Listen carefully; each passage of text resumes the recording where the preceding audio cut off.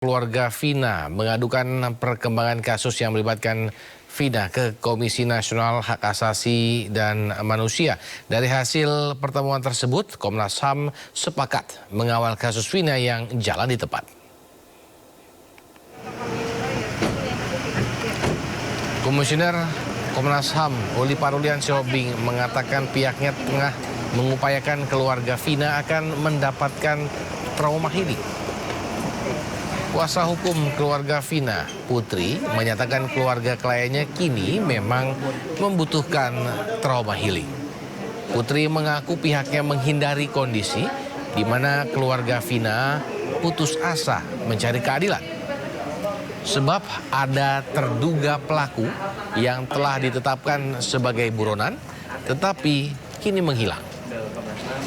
Selain soal penyediaan trauma healing, keluarga Vina disebut juga harus menerima kompensasi atau restitusi atas peristiwa yang terjadi. Kami ingin memastikan proses hukum yang adil terhadap kelompok rentan ini, perempuan dan anak sebagai korban Vina, gitu. Nah, itu yang dilaporkan ke kami oleh kuasa hukum. Dan juga terkait dengan kepastian terkait adanya trauma healing untuk keluarga Vina. Trauma ya sangat luar biasa, masih terus mengingat kebiasaan si Vina, mengingat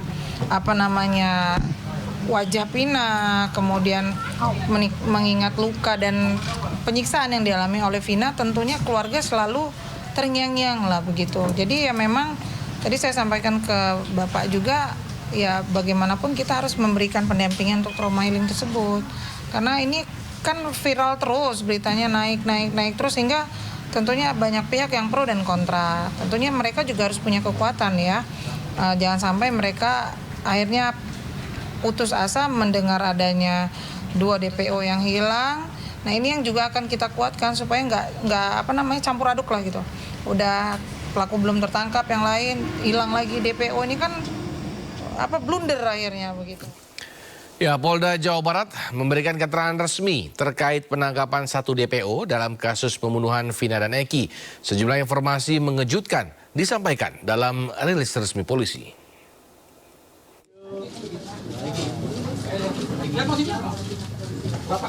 Inilah Peggy Setiawan, 1 DPO pelaku pembunuhan Vina dan Eki yang dihadirkan Polda Jawa Barat. Dalam rilis resminya sejumlah informasi mengejutkan disampaikan. Yang pertama, sebelumnya polisi merilis 3 DPO. Namun dalam konferensi pers Polda Jawa Barat, DPO hanya 1 orang. Dan total pelaku berjumlah 9 orang. 5 keterangan berbeda dari tersangka, itu ada yang menerangkan 3. Ada lagi menerangkan 3 dengan nama berbeda. Ada yang menerangkan 5, ada yang menerangkan 1. Setelah kami melakukan penyidikan lebih mendalam, ternyata 2 nama yang disebutkan selama ini itu hanya asal sebut. Jadi tidak ada tersangka lain. Namun apabila nanti di kemudian hari muncul tersangka lagi, ya kami akan periksa. Tetapi sejauh ini fakta di dalam penyidikan kami, tersangka atau DPO adalah 1, bukan 3. Jadi semua tersangka jumlahnya 9, bukan 11. Yang kedua, Peggy Setiawan tinggal di kos di Bandung dan menggunakan nama samaran Robi Irawan. PS adalah keponakannya. Hal ini dikuatkan dengan keterangan pemilik kos yang sudah kita minta keterangan. Demikian juga nama sudah diganti, bukan lagi PS tetapi menggunakan nama Robi. Yang ketiga, polisi juga menyinggung modus operandi dugaan pemerkosaan terhadap korban Vina. Modus operandi melakukan tindak pidana turut serta melakukan pembunuhan berencana dan turut serta melakukan perbuatan kekerasan, memaksa anak melakukan persetubuhan dengannya terhadap korban atas nama Rizky dan atas nama Vina dengan menggunakan alat berupa kayu, batu, dan senjata tajam sampai meninggal dunia. Keempat, Peggy Setiawan terancam vonis hukuman mati hingga pidana seumur hidup. Junto pasal 55 ayat 1 ke 1 KUH pidana dengan ancaman pidana mati seumur hidup dan paling lama 20 tahun. Tentu teman-teman penyidik Kelima, polisi menegaskan tidak ada keterlibatan pejabat-pejabat tertentu dalam peristiwa ini. Tidak ada nama pejabat terlibat di sini. Kami sangat kooperatif dan transparan terkait penyidikan ini. DPO ya hanya satu, PS. Terkait dengan apapun yang disampaikan itu terserah silakan, tetapi kami tetap berpegangan atau berpatokan kepada fakta penyidikan. Tim Liputan iNews melaporkan. Tersangka ya. Ya, pemirsa, untuk pertama kali tersangka kasus pembunuhan Vina dan Eki ditampilkan oleh Polda Jawa Barat. Sementara Peggy alias Peron yang sempat berganti nama menjadi Robi Irawan membantah telah melakukan semua perbuatannya. Kepolisian daerah Jawa Barat resmi memperlihatkan Peggy alias Peron atau Robi Irawan kepada media. Peggy diamankan di Katapang, Kabupaten Bandung atas dasar keterangan 2 orang saksi kunci yang melihat peristiwa pembunuhan Vina dan Eki. Dalam pelariannya, Peggy selalu menggunakan masker dan mengaku bernama Robi Irawan. Peggy tinggal bersama ayahnya dan ibu tiri. Untuk memperkuat itu, Peggy diperkenalkan sebagai keponakan. Terhadap orang tua pelaku atau PS sudah kita minta keterangan kemarin, baik itu bapak kandungnya, kemudian ibu tirinya, kemudian juga ibu kandungnya, kemudian juga pemilik kos. Dengan ditangkapnya Peggy, Polda Jawa Barat membatalkan 2 DPO lainnya yang sebelumnya diumumkan atas nama Andi dan Dani. Setelah kami melakukan penyidikan lebih mendalam, ternyata 2 nama yang disebutkan selama ini itu hanya asal-asal. Jadi tidak ada tersangka lain, namun apabila nanti di kemudian hari muncul tersangka lagi, ya kita akan periksa. Meski Polda Jawa Barat telah menghapus 2 DPO lainnya, namun nama kedua DPO yaitu Andi dan Dani tercantum di kopi lembar akhir amar putusan pengadilan kasus Vina Cirebon. Sementara setelah ditetapkan sebagai tersangka, Peggy Setiawan alias Peron alias Robi Irawan membantah semua hasil penyidikan petugas Ditreskrim Umum Polda Jawa Barat. Bahkan saat digiring untuk diamankan, Peggy sempat bersumpah tak pernah masuk dalam geng motor apapun. Saya tidak pernah. Saya rela mati. Saya tidak pernah bersalah. Keterangan yang tadi benar semua, Pak? Tidak. Saya tidak ikutan geng apa-apa. Apakah Anda memperkosa? Tidak, sama sekali. Ini adalah fitnah. Dari Bandung, Jawa Barat, Mujib Prayitno, iNews melaporkan. Sementara di Cirebon, Jawa Barat, Kartini, ibunda Peggy Setiawan yang menyaksikan langsung press release terkait kasus Vina yang menyeret nama anaknya, tak kuat menahan air mata saat menyimak siaran langsung tersebut. Ibunda Peggy meyakini anaknya tidak melakukan pembunuhan.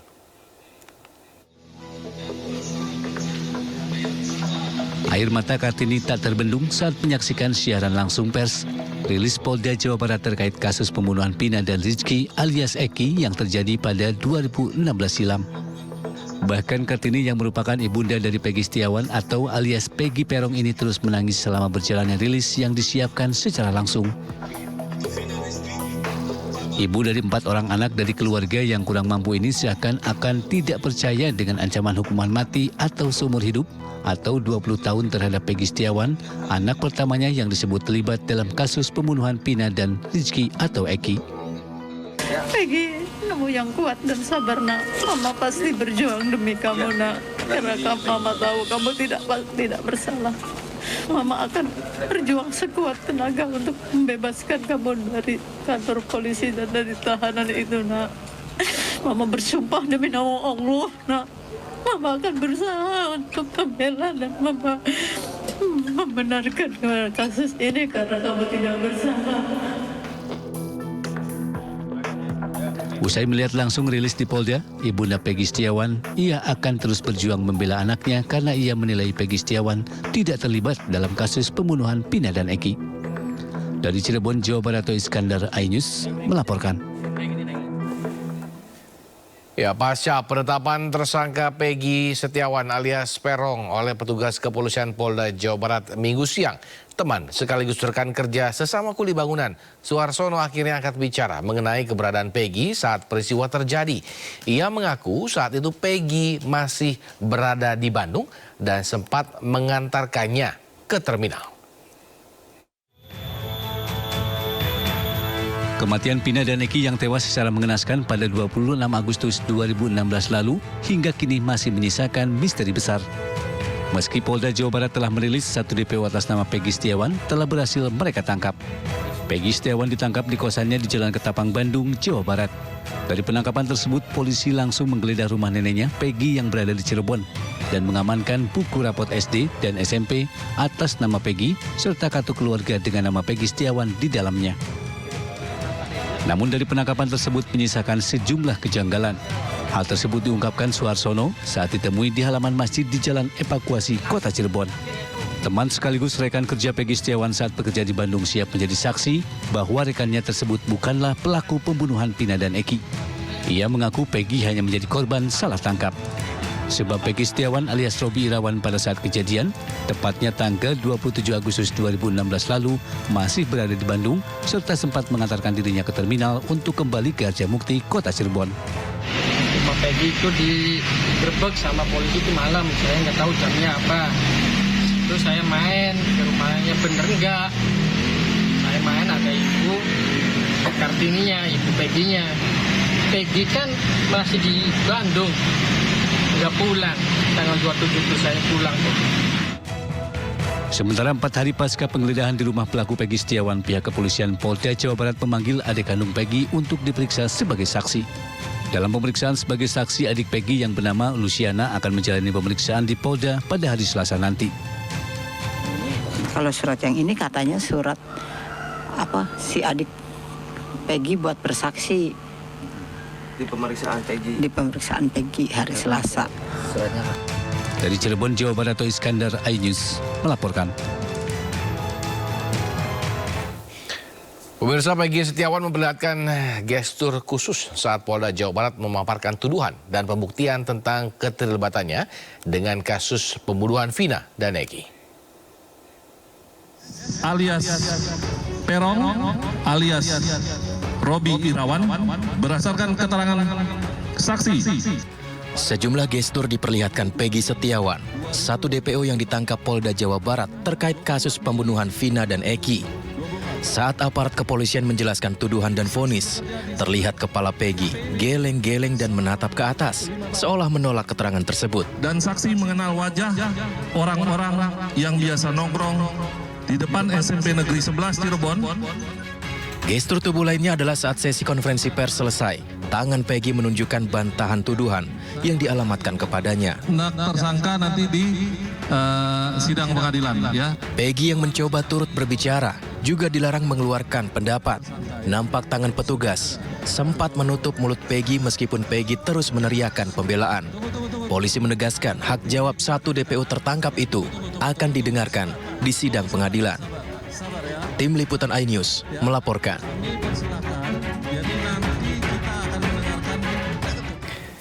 Ya, pemirsa, Peggy Setiawan atau Perong memperlihatkan gestur yang tak kosong saat Polda Jawa Barat memaparkan keterlibatannya dalam kasus pembunuhan Vina dan Eki 8 tahun silam. Ekspresi wajah mengisyaratkan sebuah pesan yang tak terucapkan hingga akhirnya berteriak seakan minta pertolongan. Untuk mengetahui lebih dalam mengenai makna dari gestur Peggy saat konferensi pers Polda Jawa Barat, sudah bergabung melalui sambungan Zoom pakar gestur dan mikroekspresi Mbak Monika Kumalasari. Selamat sore Mbak Monik. Halo, selamat sore Mas Samuel. Mbak Monik, ini mengikuti dong terkait dengan kasus Vina dan Eki sampai saat ini ya, Mbak Monik. Ngelihat kemarin terkait dengan terdakwa Peggy ini yang memang akhirnya dia mengutarakan isi hatinya dia ketika lagi press release. Mbak Monik melihatnya seperti apa? Termasuk ketika dia menggelengkan kepala seperti itu, menurut Mbak Monik apa indikasinya?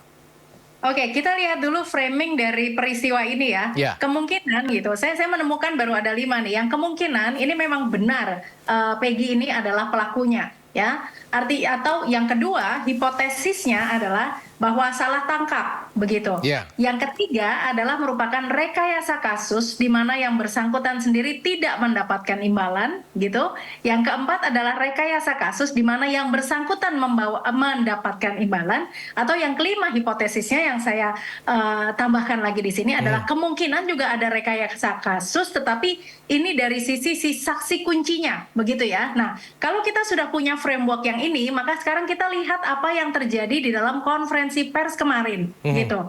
Ya, nah di dalam konferensi pers kemarin pada saat awal ini Peggy memang menunjukkan banyak bahkan menunduknya ini sempurna ya. Kalau kita melihat seseorang ini sedang menunduk seperti ini ya, maka kalau tidak jeli kita akan melihat bahwa yang bersangkutan menolak untuk melakukan eye contact begitu ya, atau menunjukkan satu rasa penyesalan atau rasa marah. Tetapi kalau kita perhatikan lebih lanjut dan kita observasi lebih mendalam lagi, yang diperhatikan di sini adalah ketika menunduk itu bukan hanya tidak ada gerakan-gerakan ekspresi-ekspresi halus yang tidak nampak, tetapi di sini ada tangisan yang sangat subtle sekali dari dari bahu yang kemudian naik seperti itu ya, dan juga kita lihat juga bahwa ada ekspresi di mana ketika menunduk ini ada kedua ujung alis ini bersatu seperti ini, dan kalau kita sebetulnya melihat lagi lebih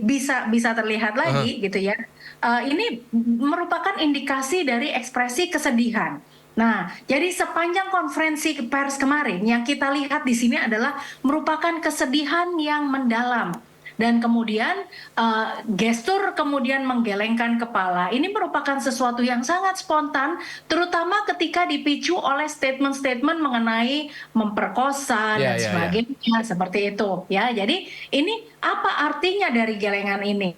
Gelengan ini bisa berarti bahwa yang bersangkutan tidak menyangka gitu, hipotesisnya juga tidak menyangka bahwa sedemikian tuduhan ya yang disangkakan kepadanya begitu ya, atau mungkin juga gelengan ini mengindikasikan bisa juga bahwa yang bersangkutan ini tidak melakukan gitu, artinya tidak seperti sesuatu yang dilakukan mungkin berbeda dengan apa yang disangkakan atau tidak sama sekali begitu ya. Jadi memang ada kita melihat ada yang tidak sinkron antara informasi yang sedang disampaikan kepada publik mengenai kronologi itu dengan respon dari Peggy sendiri. Tetapi masyarakat juga perlu memperhatikan bagaimana petugas yang ada ya di sekitarnya, terutama ada 2 petugas ini gitu ya. Nah, saya memperhatikan bahwa petugas yang satu yang di sebelah kanan ini yang memiliki sedikit jenggot begitu. Nah, ini memang menampilkan ekspresi kesedihan sama seperti apa yang dirasakan atau diekspresikan oleh Peggy itu sendiri begitu. Ketika kita di sampingnya ya, kita lihat ada ekspresi kesedihan, kita lihat ada bibir yang kemudian turun, kemudian beberapa kali juga dari alis terlihat seperti ini begitu ya. Nah, ini kita perlu cermati ada apa ya kira-kira ketika seorang petugas bersama dengan berhasil, kita katakan berhasil menangkap pelaku, tetapi ada ekspresi kesedihan. Apakah empati ini ya diletakkan di tempat yang tepat, karena ini sisinya adalah dari sisi berhasil menangkap pelaku. Sisi polisi gitu ya. seperti itu. Iya, gitu ya. Nah, kemudian juga ikut untuk ini. Nah, lucunya lagi adalah kedua petugas ini kemudian saling ada di depan gini ya, sempat bersama begitu. Nah, kalau kita lihat satu petugas yang lain memang berusaha sekali untuk Peggy tidak ada interaksi gitu ya dengan media sebagainya. Padahal dalam kondisi tangan yang diborgol ya, seharusnya upaya untuk melindungi atau menjaga supaya misalnya Peggy tidak kabur gitu. Ini sangat jauh lah ya dari perkiraan kita gitu. Seorang Peggy yang pada saat itu juga tidak punya power atau resources apa-apa mungkin untuk kabur dibandingkan dengan pengawalan yang sangat ketat begitu. Dan kemudian kita juga melihat bahwa ada gestur dari si petugas ini yang berusaha untuk menutup mulutnya ketika Peggy akan menyampaikan sesuatu. Jadi tangan Peggy memang sempat juga untuk seperti ini ya. Ini adalah merupakan bahasa nonverbal yang bisa berarti ya begini adalah tahan dulu karena saya akan mengatakan sesuatu, atau ini juga merupakan sesuatu yang merupakan saya akan bertahan untuk kondisi ini, seperti yang juga Peggy sampaikan bahwa ini merupakan suatu fitnah begitu ya. Jadi Peggy diri dengan hal-hal seperti itu. Nah, kemudian kalau misalnya masyarakat sekarang ini disampaikan ya tadi ada 5 gitu yang DPO, ini kejanggalan. Kita lihat ada DPO yang 3 menjadi kemudian 1 ya. Terus betul. Kemudian juga mengenai kos yang di Ketapang ini bahwa Peggy dikatakan bahwa Peggy ini identitasnya kemudian diganti. Nah, itu sendiri Peggy dengan spontanitas gitu ya mengatakan bahwa itu adalah nama gaul saya. Nah, ini mungkin kejelian dari netizen perlu untuk melihat apakah perjalanan legal kependudukan Peggy ini pernah nggak berganti nama secara misalnya KTP dan lain-lain dengan nama Robi begitu ya. Jadi kalau kita lihat bahwa upaya-upaya untuk Peggy ini tidak boleh menampilkan respon secara spontan begitu ya. Ini kenapa menjadi sesuatu yang bisa dirasakan oleh kita sebagai pemirsa melihat ada sesuatu yang tidak lazim juga gitu ya, sehingga gestur-gestur merupakan sesuatu yang natural yang ditunjukkan oleh Peggy ini menjadi dirasakan kita kurang nyaman untuk melihat tampilan kemarin begitu. Ya, bahwa nampaknya seakan-akan seperti dibungkam lah ya, begitu ya Peggy untuk berbicara kepada publik seperti itu ya Mbak Monik. Tapi Mbak Monik mengatakan tadi bahwa polisi yang berada di sebelahnya tuh ikut berempati terhadap Peggy. Berarti apakah kurang lebih bahwa polisi itu setuju bahwa Peggy ini sebenarnya bukan orangnya seperti itu Mbak Monik? Nah, ini perlu kita dalami lagi, begitu ya. Kok ekspresinya ini tidak sebagaimana layaknya ketika seseorang berhasil dengan yakin menangkap pelakunya, begitu. Tetapi justru malah kita melihat bahwa yang di sebelah kanannya Peggy ini banyak menenangkan dengan penuh empati seperti itu. Dan terutama adalah ini mungkin menjadi sesuatu yang kita boleh abaikan, tetapi ketika juga banyak ekspresi kesedihan yang kemudian muncul dari si petugas tersebut, begitu ya. Nah, ini kan masalah nurani begitu. Nah, kita masih tetap mengumpulkan puzzle-puzzle ini, dan juga ini ada puzzle kecil yang justru malah membuka mata kita terhadap proses konferensi pers kemarin ini untuk melihat kepada 5 hipotesis yang tadi sudah saya sampaikan, lebih kemana ya begitu. Oke, ini dengan 5 hipotesa tadi menurut Mbak Monik kemana sih Mbak Monik sih sebenarnya ini? Ada benar-benar dia pelakunya, ada salah tangkap, ada rekayasa kasus tidak ada imbalan, lalu saksi kunci ini menunjukkan apa sebenarnya Mbak Monik ke 5 hipotesa ini? Nah, kita belum sampai pada conclusion ya, tetapi kita masih mengumpulkan. Tetapi kalau kita lihat dari saksi ya, saksi Aep ya, ini adalah penduduk di sana yang kita tahu dari strata pendidikan, sosial dan sebagainya. Maka kalau kita melihat kalau andai misalnya ya ada suatu rekayasa kasus, maka yang paling mudah untuk direkayasa adalah apakah pelaku ataukah saksi. Saya rasa beban mentalnya lebih mudah ketika kita mengencourage bahwa ini yang direkayasa adalah saksi, begitu ya. Karena satu, saksinya pun juga tidak mau hadir ke persidangan, begitu. Ya. Nah, sementara ada saksi dari pihaknya Peggy ini sendiri, temannya yang mengatakan tanggal 27 itu masih bersama dengan saya dan dia mau untuk dihadirkan di persidangan, begitu. Oh, oke. Mbak Monik, ini Mbak Monik beredar di media sosial ada video Linda yang kesurupan seperti itu. Mbak sempat melihat nggak Mbak Monik? Ya, Nah itu Mbak Monik merasa apakah ini saya tidak mengatakan bahwa Mbak Monik pakar psychic gitu ya, maksudnya apakah bisa melihat ini benar-benar dia kesurupankah atau enggak, bisa nggak sih dibaca mimiknya seperti itu dari video yang beredar itu? Nah, kalau dari video aja, maka kita bisa melihat bahwa memang kan kalau oleh orang-orang yang melihat kepada video ini bisa mengatakan ini real suaranya dan sebagainya. Tetapi ada faktor-faktor psikologis lainnya lagi, di mana keberadaan Linda sendiri sekarang ini kan tidak kita ketahui, begitu ya. Betul. Ataukah misalnya jangan-jangan ada hipotesis lagi bahwa Linda memang melihat atau tahu dengan peristiwa itu dan kemudian memiliki beban mental yang sangat mendalam, ya, sehingga muncullah katarsis yang seperti itu mungkin juga terjadi, begitu ya. Oke, jadi hal tersebut kemungkinan tersebut masih bisa ya, Mbak Monik. Ya, betul. Saya penasaran, mungkin terakhir kali ya, terkait dengan pihak kepolisian. Menurut Mbak Monik seperti apa? Mungkin kita tahu bahwa polisi itu terlatih untuk berbicara di depan umum tanpa memperlihatkan gestur-gestur seperti itu ya. Tapi Mbak Monik melihat pihak kepolisian di Jawa Barat ketika press conference seperti apa? Apakah memang mereka menyembunyikan sesuatu atau bagaimana menurut Mbak Monik? Ya, dari kalau yang membaca itu ya merupakan bacaan kronologis ya, ini merupakan sesuatu yang redaksional sehingga kita tidak bisa membaca bagaimana gestur ini gitu ya. Tetap kepada pihak-pihak lain yang terlibat, ini yang tadi yang sudah saya perhatikan bahwa yang di sebelah kanan dari perong ini menampakkan ekspresi ada kesedihan seperti itu ya, which is di mana sebagai perasaan manusia sangat manusiawi banget ketika misalnya intuisi ini sendiri di dalam juga ikut berkembang gitu, menyaksikan kondisi seperti ini begitu. Baik. Terima kasih Mbak Monika Kumalasari telah bergabung bersama kami pada sore hari ini. Kita memang akan terus memantau dan menunggu perkembangan selanjutnya dari kasus Vina dan juga Eki. Selamat sore Mbak Monik. Selamat sore, terima kasih Mas Samuel.